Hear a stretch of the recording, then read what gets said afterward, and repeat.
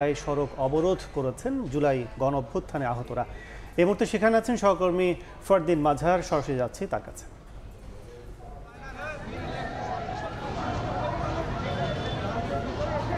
এই মুহূর্তে রাজধানীর শ্যামলীতে সড়কের সামনে, শিশু মেলার সামনে সড়কে অবস্থান করছেন জুলাই গণঅভ্যুত্থানে আন্দোলনকারী শিক্ষার্থীরা সহ সাধারণ যে মানুষেরা আহত হয়েছিলেন তারা। কারণ গণঅভ্যুত্থানের ৫ই আগস্টের ফ্যাসিস্ট সরকার বিরোধী গণঅভ্যুত্থানের সেই সময়টার পরে ৬ মাস অতিবাহিত হওয়ার পরেও শিক্ষার্থীরা তাদের বা সাধারণ মানুষ যারা আহত হয়েছিলেন তাদের কাঙ্ক্ষিত যেই চিকিৎসা পাওয়ার কথা ছিল তারা সেটা পাননি বলেই তারা তাদের ক্ষোভ প্রকাশ করেছেন। এবং ক্ষোভ প্রকাশ করার জন্য আজকে শ্যামলীর সামনে সড়কে, শিশু মেলার সামনেই তারা সড়ক অবরোধ করে তাদের যে ন্যায্য দাবি, সে দাবি আদায়ের জন্যই তারা সড়ক অবরোধ করেছে। এবং সেই অবরোধের কারণে সাধারণ মানুষ দুই পাশের সড়কে সাধারণ মানুষের যান চলাচল থেমে আছে। সকাল 11:30 থেকে তারা সড়কে অবস্থান নিয়ে দাবি আদায় আন্দোলন শুরু করেছে। আহতরা বলছেন যে অনতি বিলম্বে দাবি না মেনে নিলে কঠোর কর্মসূচি দেবেন তারা।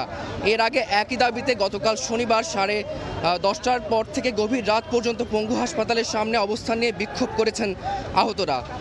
জুলাই আন্দোলনে যারা আহত হয়েছিলেন তাদের পুনর্বাসন এবং দ্রুত সময়ের মধ্যে উন্নত চিকিৎসার দাবিতে রাজধানীর শ্যামলীতে তারা সড়ক অবস্থান করে আন্দোলন করছেন।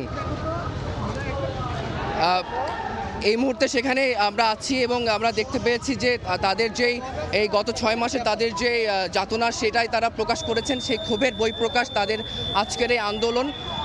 সেই ক্ষোভের বহিঃপ্রকাশ হিসেবে তারা এখানে অবস্থান নিয়ে তাদের যে দাবি দেওয়া সেগুলো তারা প্রকাশ করছেন। শুধুমাত্র যে তারা তাদের স্বীকৃতিও চাচ্ছেন যে তারা যে দেশের জন্য তাদের যে ত্যাগ, সেই ত্যাগের সেই স্বীকৃতিস্বরূপ তারা যাতে সেই স্বীকৃতিটা পায় সেটার জন্যই তারা আজকের এই অবস্থান। শুধুমাত্র সেটি নয়, তাদের যে কাল বিলম্ব হলো সেটারই ক্ষোভের প্রকাশ আমরা দেখতে পাচ্ছি। পাশাপাশি তাদের যে ন্যায্য দাবিগুলো সেটা পাওয়ার জন্য কেন তাদের এত বিলম্ব পেতে হলো, বারবার কেন রাস্তায় নেমেই তাদের ন্যায্য আদায় পেতে হয় সেটাই তারা প্রকাশ করছেন। আমরা সেটাই দেখতে পেরেছি এখানে আজকে অবস্থান করে।